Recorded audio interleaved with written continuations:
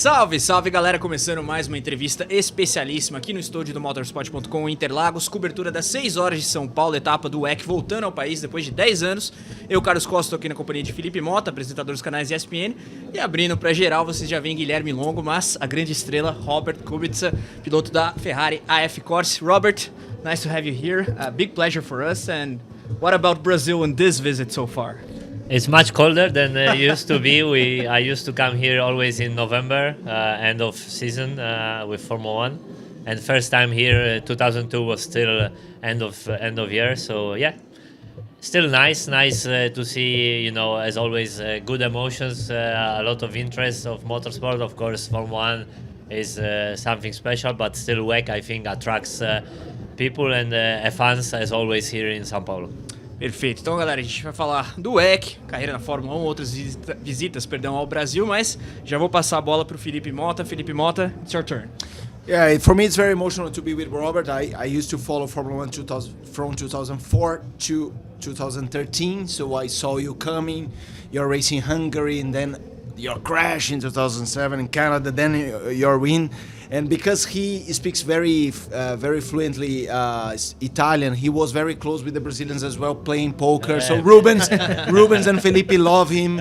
So he was not a Brazilian, but a kind of, you know, member of the group. That's my question. What's your relationship with Brazil? You race here in Formula 3, you race in Formula 1, you know Interlagos, but you have Rubens, Felipe. When we say Brazil, what comes in your mind? Good drivers. I used to always have, also in karting, I used to race with a lot of good Brazilian drivers. I mean, I know a few names. I don't remember them all, but you had great history and you have always good, talented drivers racing in Europe. So, yeah, if you tell me Brazil, I would say always there were tough opponents and drivers. Of course, now, if I have to say one thing, it would be my podium in 2009 with BMW. It was completely unexpected. The car was not good all year, but we managed to finish on podium here. And you mentioned Brazilian drivers from your early days. Could you name some of them? Well, there were so many, but a good friend of mine was Roberto Strait, and him we mentioned before, Jimenez, Kodair, and there were many. I mean, Carbone. We used to race in Formula 3, and we used to also live in Italy in close areas. So I for sure remember more, and I will not mention all of them because I know some names, not exactly probably, so I don't want to pronounce, but it has been always like in Europe we always kind of not fear, but we know if Brazilian is coming to Europe, he has to be good. And this was it was always like this in the past. And from the current WEC grid here, you are one of the most recognized drivers. To the audience, how has it been this round of WEC so far for you? The season as a whole, I would say. Yeah, I mean, it's the season started as a new challenge with AF Corse driving third Ferrari. So practically, AF Corse is running official cars last year, but in the end, we are quite new group. So. It's a big challenge. All three of us driving the car, so me, Ife, and Robert Schwarzman, were new into this project, new to the car, so we lack a bit of experience, but we showed good pace. I think in many races we were a bit unlucky. Of course, the last one in Le Mans, where we were leading for a long time and our car stopped 4 hours to go. I think we had all ingredients to fight for a win. For sure for podium, but this is part of racing. So from technical aspects, it has been a very variable championship. We are going in different tracks, different characteristics, and a lot of learning. From human being part of, let's say, being here is always some special, I mean, I met few people in the paddock, Brazilian fans, and they remember me from 2002 when I was racing here, and first visit. Yeah, and I was 16 years old kid, and So it shows that they are really passionate fans, and this is always nice, because when you race in Formula One, everyone knows you. But if someone remembers you from 20 years ago, when you are a little kid, and or not so little, but still a young guy, it shows that there is big culture of racing, and it's so nice to see. Yeah, but I think this is great because you mentioned when a Brazilian driver arrives in Europe, you say it must be good. But in the same way, Brazilians like to support. You will understand what I mean, but the underdogs. And you were never an underdog. You have a lot of talent. But as you come from Poland, Brazil get the connection. As you know, he's not German, he's not English, he's not French, he's Polish. Do you feel this? Oh, come on! I remember that everyone was very friendly. Like in Europe. Even on very low, young ages, there is a lot of competition. I think it comes also from parents. In the end, when you start racing karting when you are 10 years old kid, it has to be for fun. It has to be just beginning, a hobby. Then it comes passion. It can become work. But there is a lot of competition. I remember I came here, maybe because I was not, doing all championship. So I was like, okay, he's coming. Let's kick his ass, because for sure people, wanted to stay in front of me. I managed to win the race. I actually was surprised that I dominated. I didn't know the track. This track is quite particular, It's not so easy to learn. So, but yeah, I felt like after 1 week, I felt like, wow, I'm part of, let's call it Brazilian family of racing, also because in the garage no one was speaking English. I speak Italian. I tried to learn Brazilian Portuguese, and actually when I was leaving I could understand nearly everything, so it was a nice experience. So I imagine that your Formula One visits to Brazil were quite comfortable compared to other countries of the calendar. Well, yeah, I mean, when you are racing like in F1, and also now we don't really have time, the schedule is very tight. In the end, like everyone is saying, you visit so many countries in the world. Yeah, I visit airports, hotels, and the racetracks. That's it, and some restaurants, churrascarias and stuff like this. So yeah, I mean, in the end, you never really have a time to visit and everything. But as I said, it's always nice to come here, and although I never had, apart of few occasions, good results, Interlagos never have been like outstanding for results. I always say that if you ask a race driver which tracks he likes, is the ones he's performing well. Yes. This is 90% rule. So, but as I said, we always come here end of season. So in Formula One, his season is long, so you tend to long trip. But in the end, you come to nice environment, nice positive vibes of racing, good food, good weather. Apart from this weekend. Well, we are in the end, this is your winter, so I would like to have such a winter at home. But so in the end, it was kind of closing chapter. In old days in Formula One. And your last visit, we were talking 2019. about 2009 with Williams. Yeah, Quite a long time ago already. Well, yeah, the time flies. In the end, it was difficult weekend. Not only that one. It was the car didn't help. Well, it was a long year. So but that's part of the game, let's say. I have a curiosity because my stepfather is Polish, Jewish Polish, and I remember a journalist in Formula One. He looks like you. I don't remember his name. Mikołaj. Yeah. I always talk to him about.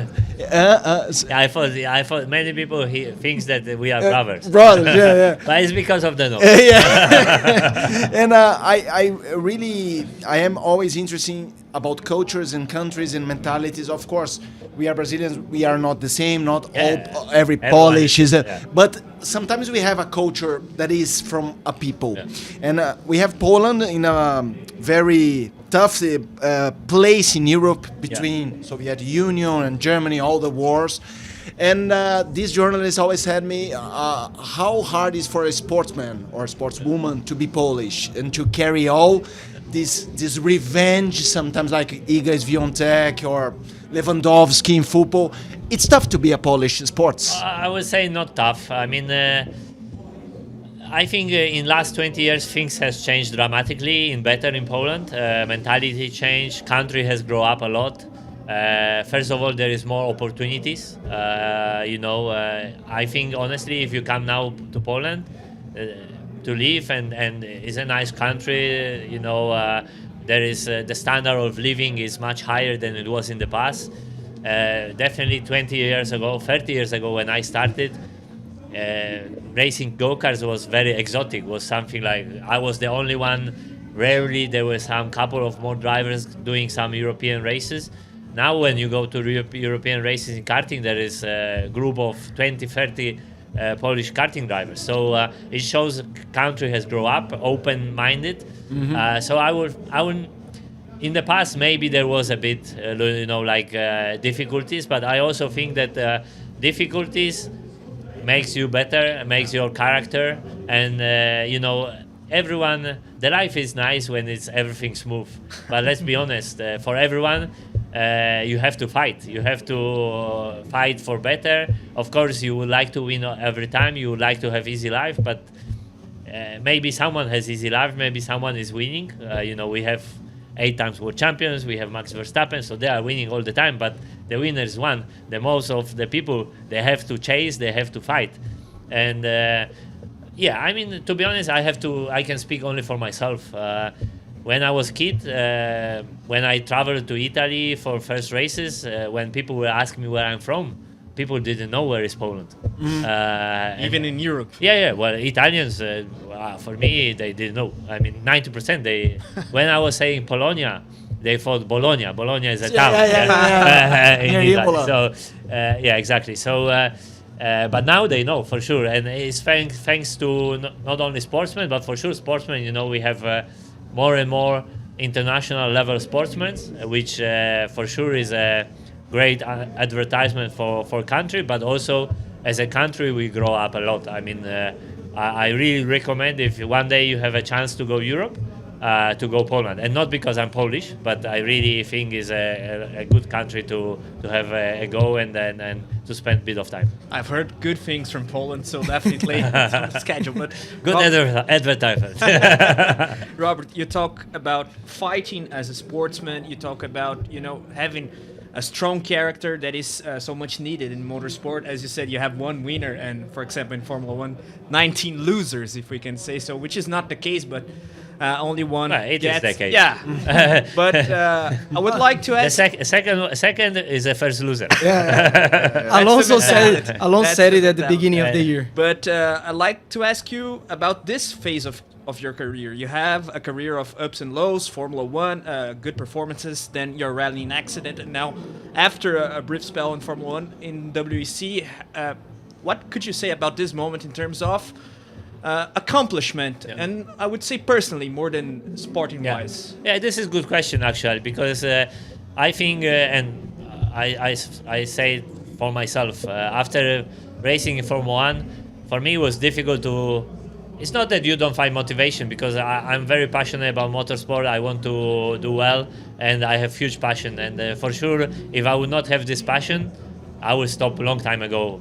With what I passed through the life with my accident. You like the sport, not being famous. Or I mean, this is my lifestyle, and this thanks to motorsport, my life has been very. I think. It teach me a lot, and it has been tough, but still I cannot see myself, I think I'm very fortunate and very lucky that my passion became my work, and that I can say I'm going to work, but it's not really work, it's my passion. Okay. And I think this is very, someone who has this luck is a big bonus in your life. But WEC offers me, maybe not WEC, but Le Mans. I heard many stories about Le Mans when I was racing Formula 1, and people saying, well, Le Mans. I was saying, but in the end, I'm racing the highest category in the world, and maybe one day, but I was not so interested. Then I switched to endurance racing, and when I went first time in Le Mans, I felt like I have the emotions like when I was a kid in karting. I go to the race which I don't know anything. It's a tough one. It's a big challenge. I felt like, wow, this is something brings me, to old days in karting when you start, or when I came here in Interlagos first time. You always have things which unknowns. Where you race for very long in the same categories, everything becomes very natural, and this is a key in every sport. I think you have to drive as natural or play as natural as possible. So, but you lose a bit of emotions, which Le Mans definitely gave me, and I have big respect to Le Mans. Le Mans is the race, and if someone asks me, you do 4 races a year, but it's kind of Le Mans, I do only 4 Le Mans. I will exchange everything, because it's really brings you not only the driver but the team preparation to another level, and because you have one chance, you know how difficult it is, and because it lasts 24 hours, it's such a big challenge. Robert, and talking about endurance racing in general, you are not just doing World Endurance Championship this year, you are doing European Le Mans Series, which you are actually the official broadcasters of ELMS here in Brazil. Okay. So congratulations on your victory last Sunday. How is it for you to do this dual program? You are there racing LMP2, you are on Imola Sunday, and on Friday you are here driving a hypercar. How is it for a driver to manage, even though it's the same type of racing, different cars? Yeah, it's quite different. I mean, the car looks similar, but the way you drive is quite different. So honestly, I think experience helps. When you are in motorsport for a long time, different categories, you get a knowledge, you get a background. It's still about feeling. So if you jump into the car, you have good feeling, your life is becoming much easier. Of course, I know very well MP2 cars, so this helps, and I don't see a big problem. But first year I was doing this was in DTM in 2020, when I was reserve driver for F1.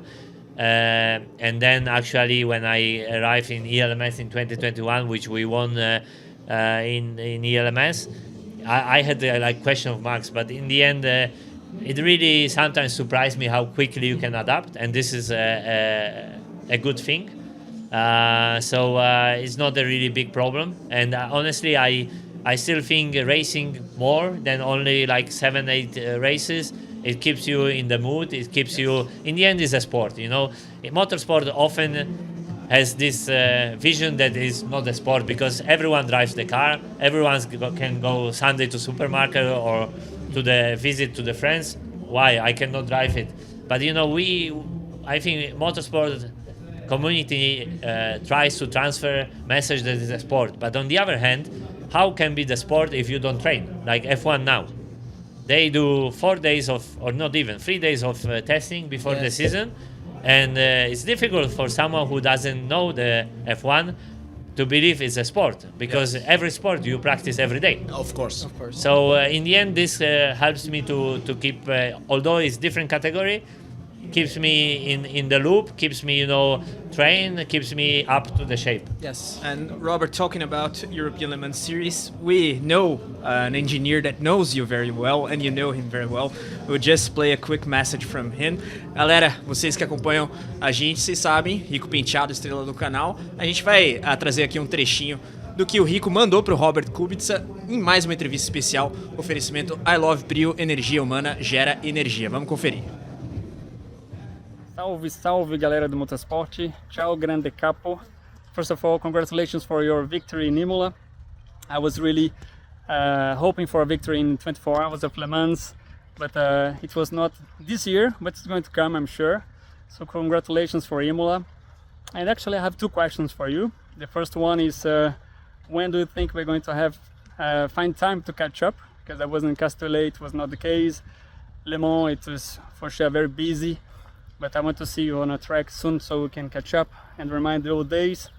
And the second question I have is, do you think the temperatures in Interlagos that are going to be quite low, if it's an issue on the tires, or is it something that you're going to master and take care as being the same for everyone? Do you think it's not going to be an issue? Hope to see you soon. Good luck. Ciao, ciao. Nice surprise. He knows, I think, a few good stories about our time. Actually, my 2010 year where we worked together in Renault has been, from work point of view and fun, the best year of my life. 2010. 10. That's quite a statement, bro. I joined Renault where they had the year before with Alonso and Grosjean. They were struggling. The team actually was sold by Renault to Jenny Capital. So it was not easy time, but we had some strong races, and I like it because like proper race team. I was coming from BMW, which was of course great team, but the approach was quite different. And with Rico we spent a good time, some good stories, and about temperature we touched the topic. It's a bit different. I mean, we have two compounds brought by Michelin here. I think the weather will change between today and tomorrow, so this is a bit unknown how the car will react, actually how the tires will be. I think Interlagos is very demanding from the tires perspective, so for sure tire topic will be an important one, and it can be the decisive one. Last question. I interviewed Rico once. I know he's crazy about Fernando Alonso, and I said, he's your favorite driver. No, he's the second. My first one is Robert. So that's my question for you. Who is your, in the grid, the grid F1 grid this year, who is your favorite? Not just the favorite, like the 3-4 that we really enjoy to watch, these guys and the newcomers like Lando or Russell. Who do you think is really, really great? Well, I mean, I have to say Max, and everyone will think, well, it's always same story. But the fact is, I remember when I was off the sport, broke in my sofa in home, and Max was starting. Actually, I remember well his first race in Red Bull in Barcelona when he won. The way he raced, the way I think he was 17, 18 at that time. I mean, when I think back when I was 17, you know, like hats off, full respect. I mean, to cope with the pressure, to do these things at so young age is really something special. And of course, you have many talented drivers in Formula One. I mean, F1 without talent. I mean, even if someone thinks, this one is not good, he's still good. It's just that the level is so high that a couple of tenths in Formula One makes you looking a star and no one. Q3 or Q1. Yeah, I mean, and of course it depends. When you are lucky with the car, competitive car, I always say when you are rookie, it's all about, not all, but 80% is all about the luck, how your car will be competitive. And to get to Formula One is so difficult, but to remain in Formula One is even more difficult. But coming back to your question, I will mention 3 drivers, is Max, Fernando, and Luis. For different reasons. For me, Fernando has been always kind of a person who can win races without winning the car. I think 90% of the grid can win the race with a winning car, especially if the gap is big. But I agree. When Fernando was in Ferrari and he was fighting championship up to last race, it was like massive. Yeah. And, there were drivers which won titles, which I think they were not capable of doing this. But they still win it because the car was just better than the others. So, as always, you need a bit of luck. But they say also that the luck follows the best ones. So this is part of the game. Pessoal, vamos bater palma para Robert Kubica. Obrigado. Robert, Thank you. Fantastic chat. Thank you. Thank you very much. Have a good one. You mentioned it. Hats off for respect to Max. Hats off for respect for your career. And thanks a lot. Thank you very much. É isso aí, galera. Entrevista com o Robert Kubica. Conteúdo especial aqui no estúdio Motorsport.com. Oferecimento Prio aqui nas 6 horas de São Paulo. A volta do EC ao Brasil depois de 10 anos. Robert, once more, thank you. Obrigado. É isso aí, galera. Valeu.